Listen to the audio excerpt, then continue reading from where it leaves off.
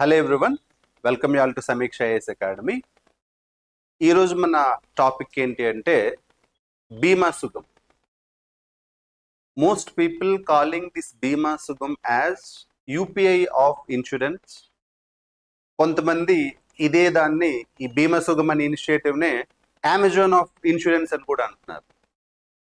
So what exactly the relationship between this బీమా సుగం and insurance? ఇది మనకు అర్థం కావాలి అంటే first let us try to understand some basics about insurance sector in the country. Okay, so మీకు overall గా చూసినట్లయితే ఇక్కడ size of insurance sector, size of insurance market చూస్తే close to 200 to 250 billion US dollars ఉంది ఇది మనకి, right? Some estimates లో $200 billion ఉంది, సమ్ ఎస్టిమేట్స్ $250 బిలియన్ ఉంది. అలానే who is regulating it? Insurance regulatory development authority of India got established in the year 1999. Okay, అలానే FDI ఇప్పటి వరకు మనం గ్యాదర్ చేసింది అంతా అంటే క్లోజ్ టు 54,000 గ్యాదర్ చేసాం. రీసెంట్ గా తీసుకొచ్చిన రిఫార్మ్స్ లో ఆ ఎఫ్డిఐ క్యాప్ కూడా మనం 74% వరకు తీసుకెళ్ళాం. అంటే foreign investors now can own up to 74%. Okay, in the company. In the similar fashion ఇప్పుడు కరెంట్ మన గ్లోబల్ పొజిషన్ అంతలో ఉన్న 10th place లో ఉన్నాం. We are ambitioning for 6th position.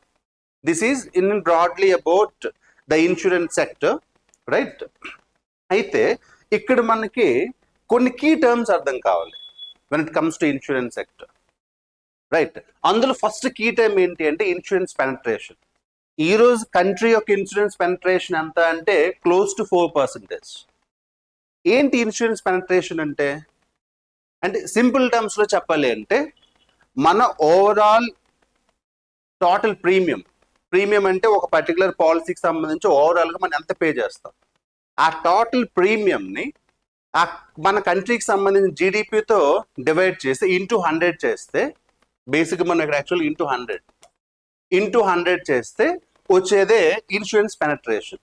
అంటే ఎంత ఇన్సూరెన్స్ పెనట్రేషన్ ఎక్కువగా ఉంటే అంత మోర్ నెంబర్ ఆఫ్ పీపుల్ ఈ ఇన్సూరెన్స్ కవరేజ్లోకి వచ్చినట్టు అనమాట. Okay, at the same time there is also another indicator called as insurance density, right? Insurance density అంటే ఏంటంటే ఇదే సేమ్ ఈ టోటల్ ప్రీమియం కవరేజ్ ని మనకు ఉన్నటువంటి పాపులేషన్ తో డివైడ్ చేసాం అనుకోండి, దాన్ని బేసికలీ ప్రీమియం డెన్సిటీ అంటాం. ఈ రెండు ఇండికేటర్స్ మనకి ఎందుకు ఇంపార్టెంట్ అంటే ఓవరాల్ గా కంట్రీలో ఇన్సూరెన్స్ ఎంతమంది పాపులేషన్ తీసుకున్నారు, అలాగే పర్ ఇండివిజువల్ కి ఆ ఇన్సూరెన్స్ తీసుకోవడానికి ఎంత కాస్ట్ పడుతుంది, ఇది అర్థం కావటం అన్నమాట. అర్థమవుతుందా? ఈ పర్పస్ కోసం బేసికల్లీ మనం ఈ రెండు ఇండికేటర్స్ వాడతాం. అయితే ప్రస్తుతానికి మనకు ఉన్నటువంటి ఛాలెంజ్ ఏంటంటే when it comes to insurance penetration మనం ఇంకా చాలా లోలో ఉన్నాం. ఓన్లీ 4%. గ్లోబల్ యావరేజ్ 6.5% ఉంటే మనం జస్ట్ 4% లో ఉన్నాం. అలానే when it comes to rural areas, ఈ రోజు కూడా majority of the population rural areas లో ఉంది. రూరల్ ఏరియాస్ లో ఇప్పటికీ కూడా ఇన్సూరెన్స్ కవరేజ్ అనేది కన్సర్న్, ఇంకా చాలా తక్కువ ఇన్సూరెన్స్ కవరేజ్ ఉంది. లక్కీలీ గవర్నమెంట్ తీసుకొచ్చిన కొన్ని ఇనిషియేటివ్స్ వల్ల కొంతమంది హెల్త్ కవరేజ్ అయితే ఉంది, బట్ నాన్ హెల్త్ అయితే చాలా మంది కవరేజ్ లేదు. అట్ ది సేమ్ టైం ఈ ఇన్సూరెన్స్ తీసుకునేటప్పుడు కూడా చాలా మంది పాలసీలు తీసుకునేటప్పుడు దేర్ ఆర్ ఇష్యూస్.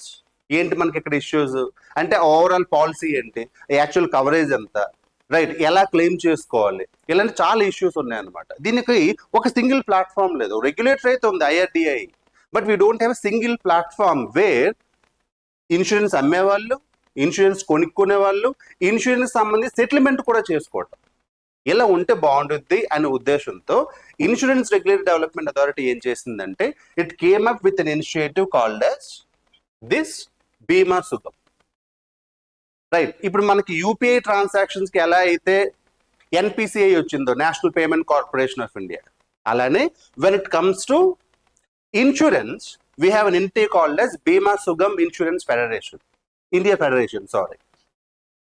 సో ఇందులో IRDAI ఇది రెగ్యులేట్ చేసింది. దీనికి ఏంటి అంటే మనకి ప్రైవేట్ ఎంటిటీస్ కూడా ఇందులో మెంబర్స్ గా ఉంటారు. They already purchase equity in this. So all these people combinedly will monitor this platform. Okay, so ఈ కాంటెక్స్ లో ఈ బీమా సుగం అనేది డెఫినెట్లీ చాలా మంది చెప్తుంది ఏంటి అంటే ఇట్స్ ఎ రెవల్యూషనరీ థింగ్. ఎందుకు ఇది రెవల్యూషనరీ అంటే ఫస్ట్ అండ్ ఫార్మోస్ట్ ఇప్పటి వరకు చాలా స్కాటర్డ్ ఎక్కడ పడితే అక్కడ డివైడ్ అయి ఉన్నాయి. Now there is only one place to regulate. అందుకే ఎక్స్పర్ట్స్ అంటే ఇంకోటి కూడా ఏంటంటే once it become fully real, marketplace ఇంకా ఓపెన్ కాలేదు, right? It is about to open. Once ఇది ఓపెన్ అయిన తర్వాత people are predicting our insurance coverage, like our insurance market currently it is close to 200 to 250 billion.